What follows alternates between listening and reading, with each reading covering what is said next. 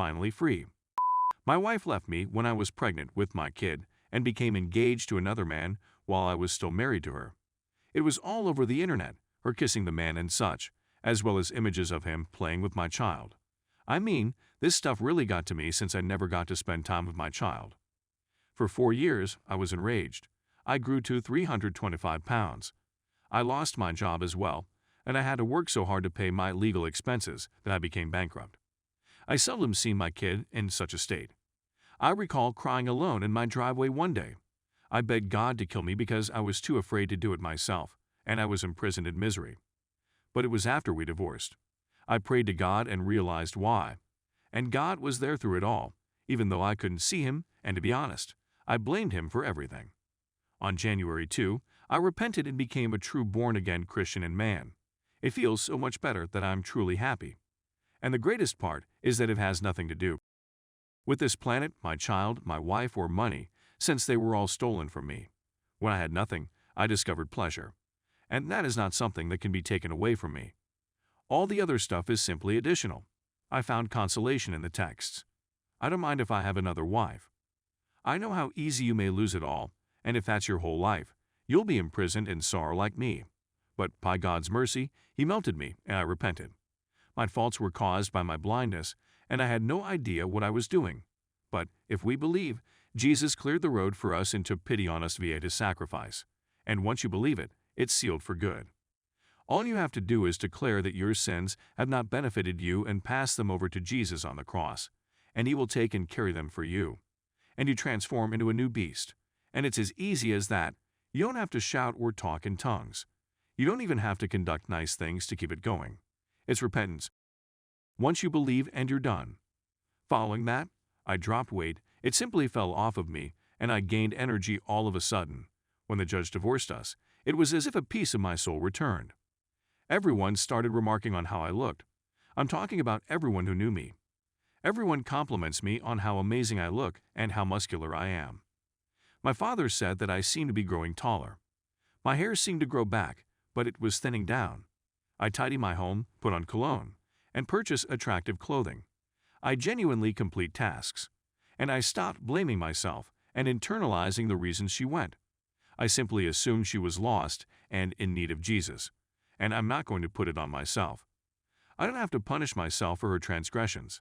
I made errors, but she is to blame, not me. The previous 4 years have been a shambles and I'm finally free.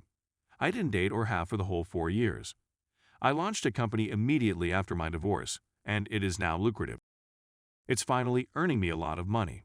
I also scored a great price on a sports vehicle. It's like such a good bargain you won't believe it. I'm currently modifying it. Installing red leather upholstery, purchasing rims, and repainting the brake calipers. I took L after L for the past 4 years, but I persevered. I had lost faith in God, I had little money, I seldom saw my child, and I was generally unhappy. But when the divorce was finalized, I stopped blaming God. I hated what happened to me, but it taught me a lot about mental toughness, fortitude, self-confidence, and self-worth. I grew into a man. I recognized I was harmful just by being around her. My pastor used to lecture about witnessing a caterpillar emerge from its cocoon when I was a youngster. He used to say it's a sad sight to see, but if you aid the caterpillar, it'll never fly.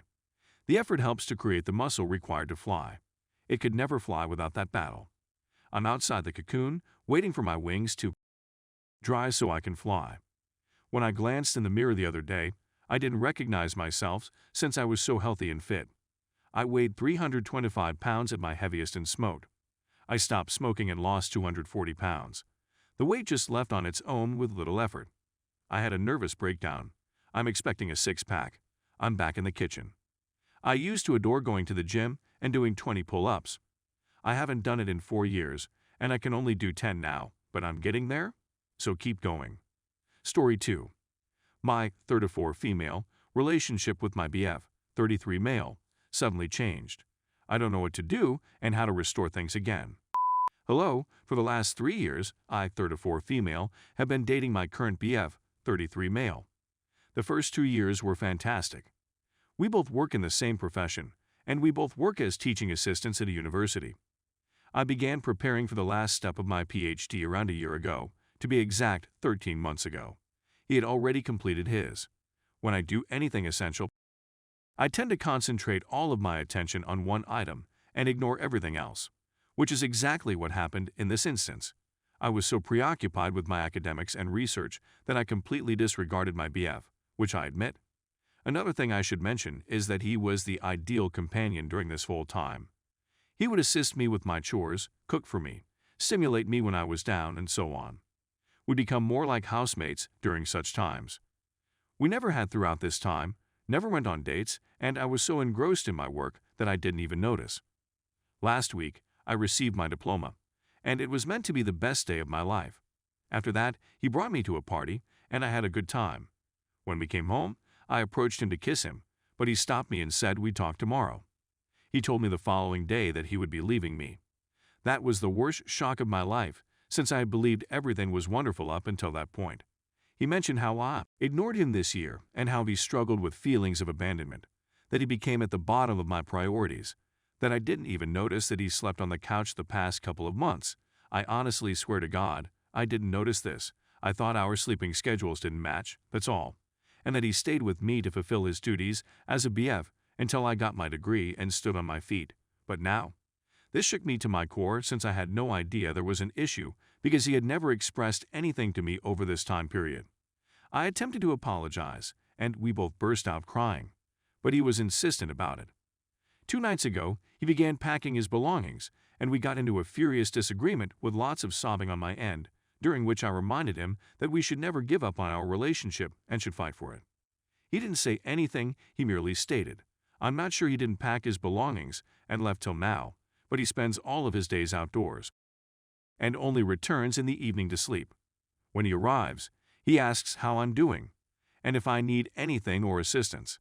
Then he begins to clean up after himself, assist in housekeeping, take a shower, and sleep on the sofa. We don't make small conversation, and I'm not sure what he wants. I attempted to tell him that we needed to discuss, and he answered again, "I don't know," followed by, "Why?" To which I was at a loss for words. I'm not sure what to do or how to cope with the issue right now. I'm completely stumped here. Story 3. My 28 female brother-in-law, 33 male, told me he was in love with me last night. My spouse, 30 male, and I celebrated his birthday with his family, parents and brother, last night. They traveled from a distant section of the nation to be here, since it was a significant birthday. We had a little dinner party with just the 5 of us, which was a lot of fun, and his parents retired to bed at midnight. The 3 of us, husband, brother, and I, remained up a little later, just talking and hanging out, until my husband stated he was weary and wanted to go to bed. I remained downstairs to tidy and prepare for today. My brother-in-law remained as well to assist me. We were neither tired nor sleepy when we finished, so we sat outside with a few of drinks, which is when he stated that he had been in love with me. He told me he had loved me for years, that I was the most kind and beautiful person he knew, and that I was the only one who ever fully understood him, and that he felt the same way about me. I was very perplexed by his statements, partially because we were both somewhat inebriated, so his English was a little rambly and my understanding abilities were not at their finest. My brother-in-law and I have always had a close relationship. He even lived with us for a few months after we married, but I've never been drawn to or had romantic feelings for him. I've always considered him to be one of my closest friends, so this discovery has taken me completely by surprise. We want to return to my husband's hometown, where his family still resides, since we want to create a family and want our children to grow up loved and surrounded by people who love them. I am extremely close to his family. His parents regard me as if I were one of their own, and until tonight, I assumed his brother thought of me as a sister as well. I'm afraid of upsetting my present relationship with his family, particularly because my own family rejected me when I chose to marry my husband, and his family has served as his surrogate family for me. I'm staying home today despite the fact that we were all scheduled to go out for a birthday picnic, but I insisted on everyone else going without me since I was just a little hungover, despite being the most sober of everyone. I feel terrible about spoiling my husband's birthday, but I'm also at a loss for what to do. Should I inform my husband? Wait till everyone has gone? Can I discuss this discreetly with my brother-in-law? Should I simply blame everything on the booze, even though it is most likely not the case, or should I pretend I was too intoxicated to remember anything? Any and all advice is welcome. Thanks.